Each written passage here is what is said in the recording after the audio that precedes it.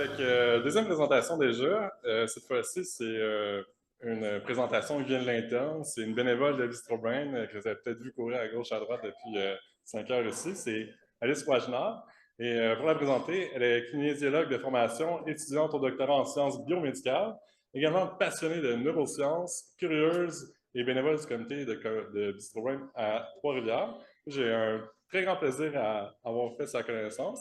Et je continue à en prendre davantage sur ses compétences et son enthousiasme dans des situations de crise comme faire fitter un écran au pixel près. Donc, je t'invite à venir faire ta présentation intitulée « Courir comme un poulet sans tête, le cerveau est-il nécessaire pour se déplacer? »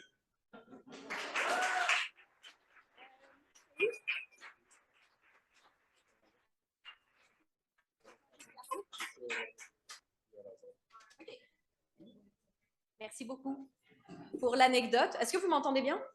Ok.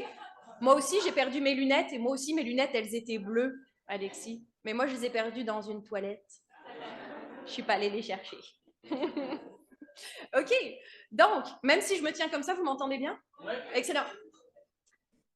Courir comme un poulet sans tête. Est-ce que vous avez déjà entendu ça? Plus ou moins? Ok. Bah, c'est de ça qu'on va parler aujourd'hui. Est-ce qu'on est capable de se déplacer sans cerveau? Donc, pour commencer, je dois passer par là, vous raconter une anecdote de Mike, le poulet sans tête. Est-ce que certains d'entre vous ont entendu parler de Mike? J'ai une ancienne étudiante dans la salle qui a déjà entendu parler de ça. Mike, c'est un poulet du Colorado. Donc, on a son fermier qui avait décidé de se faire un bon souper, qui allait chercher un poulet dans sa basse-cour. La manière la plus simple de tuer un poulet pour le manger, c'est de lui couper la tête. Donc, le fermier a décidé de couper la tête de son poulet, sauf que le poulet, une fois la tête coupée, eh bien, il s'est remis sur ses pattes et il s'est mis à marcher.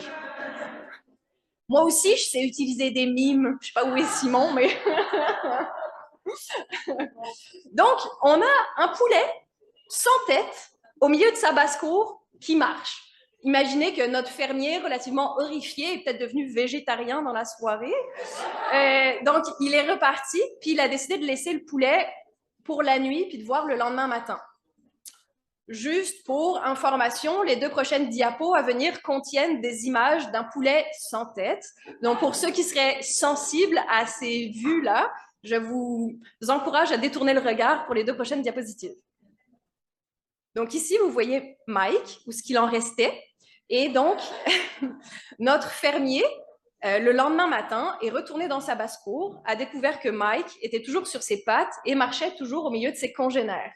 Donc, il a décidé de pousser un peu plus l'expérience et de faire survivre Mike. Pour ça, il fallait une petite pipette pour lui donner de l'eau et des grains à même la tracher. Donc, Mike, comme ça, a été tenu en vie pour plusieurs mois.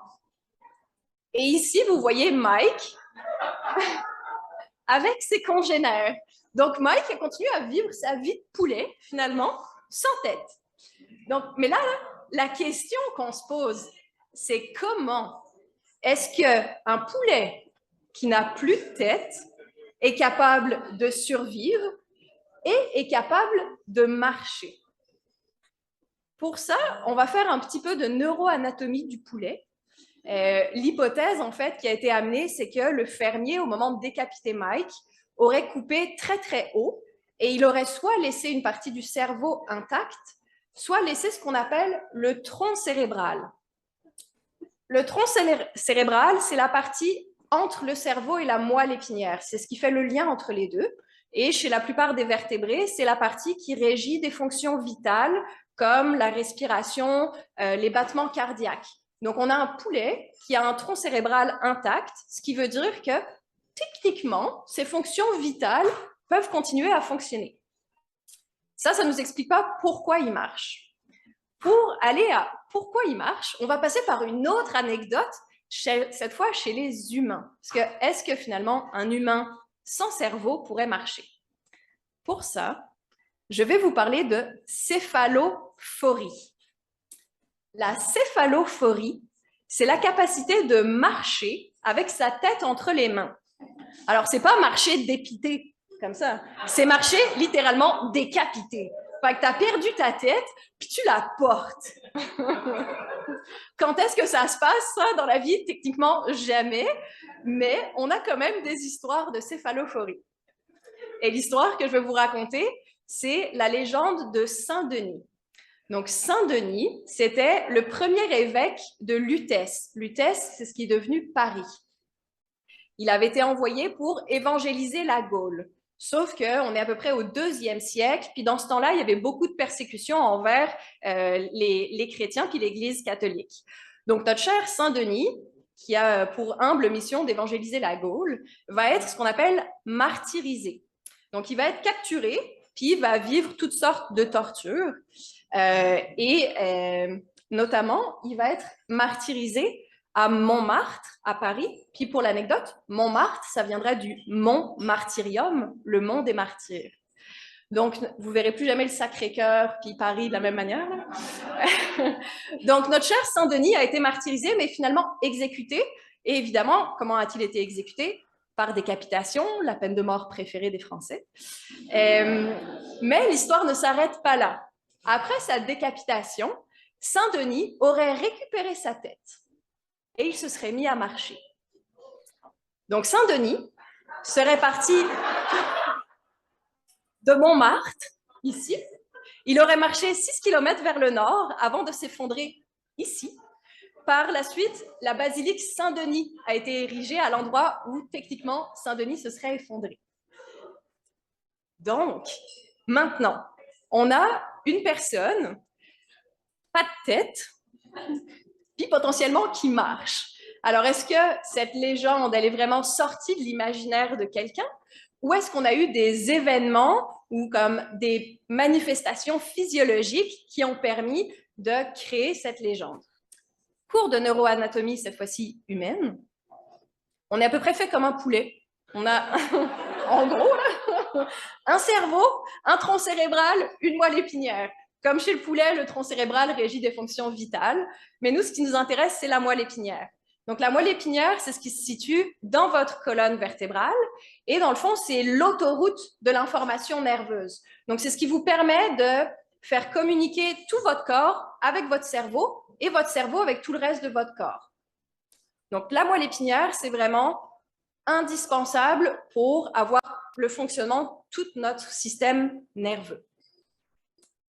Dans la moelle épinière, nous avons des réseaux de neurones qu'on va appeler pour ce soir des CPG.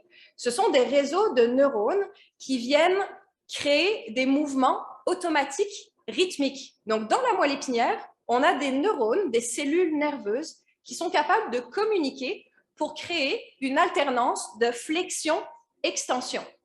Si je vous dis une alternance de flexion-extension, est-ce que ça vous ferait par hasard penser à la marche? Super.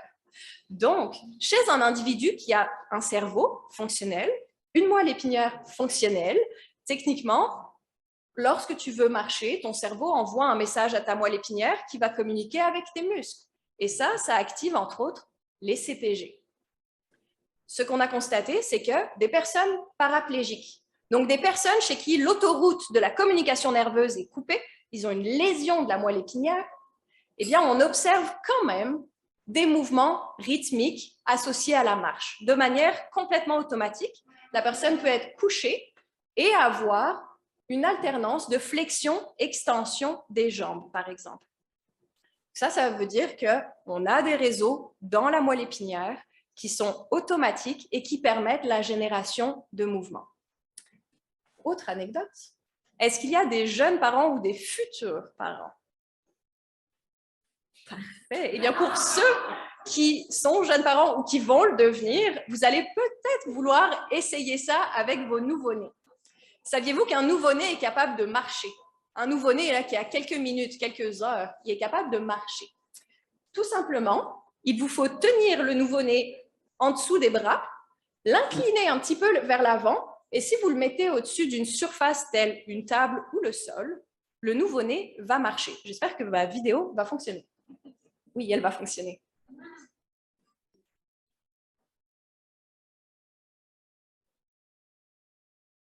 N'est-ce pas une alternance fantastique de flexion-extension?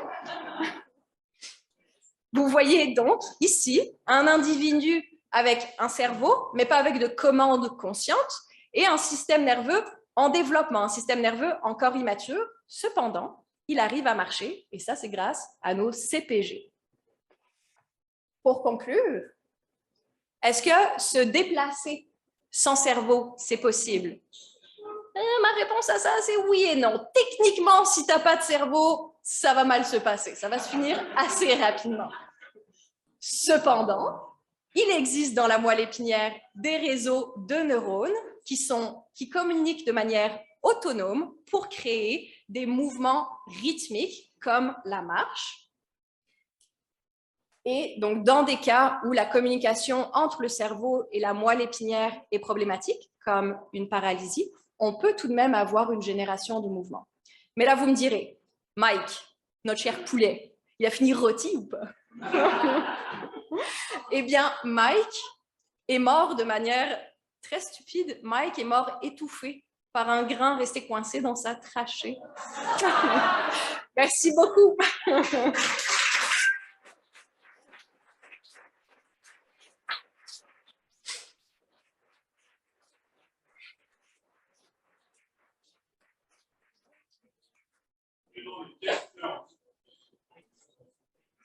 Non!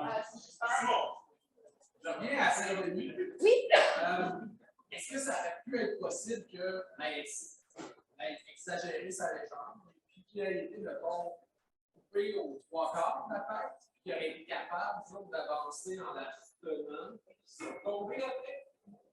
Est-ce qu'une fois que le tronc s'est mal écoupé, il aurait été OK, très bonne question. Donc, finalement, Saint-Denis, est-ce qu'une semi-coupure lui aurait permis de marcher, ou est-ce que si on a la tête complètement coupée, on ne peut plus fonctionner du tout? La réponse à ça, c'est en effet, pas de tête, ça ne fonctionne pas. Puis globalement, une lésion si importante même une semi-décapitation, peu de chances que tu survives et que tu sois capable de marcher. Cependant, il existe vraiment des réflexes, comme un nerf, quand on le coupe, il va décharger de manière automatique et de manière anarchique. C'est ce qu'on voit dans la douleur fantôme, par exemple. Les gens à qui on ampute un membre vont quand même ressentir des sensations. Donc, c'est sûr qu'un nerf, même si on le coupe, il peut générer de l'activité encore un petit peu.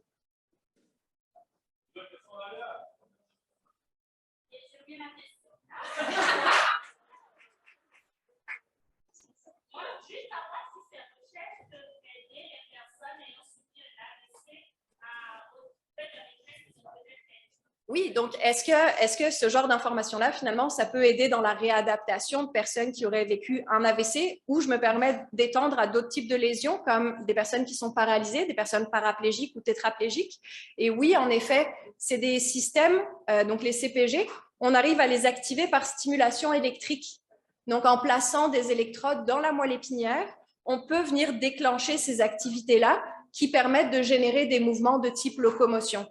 Donc, grâce à des recherches sur ces systèmes-là, plus les systèmes réflexes, on peut réussir à ajouter une composante à la réadaptation.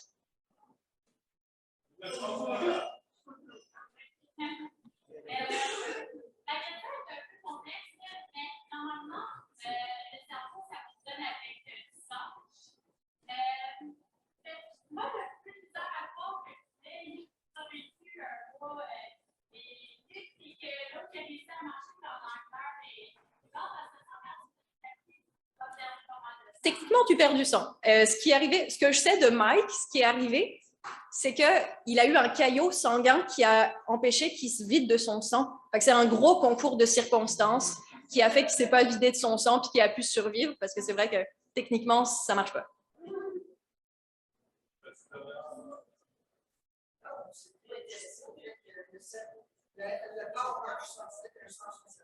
Est-ce que le cerveau marche? Est-ce que le cerveau, lui, il continue d'avoir un corps? C'est une très bonne question. Je n'ai pas la réponse à ça. Mais un cerveau déconnecté, malheureusement, si c'est déconnecté, c'est pas mal mort, comme la plupart des organes. Merci beaucoup.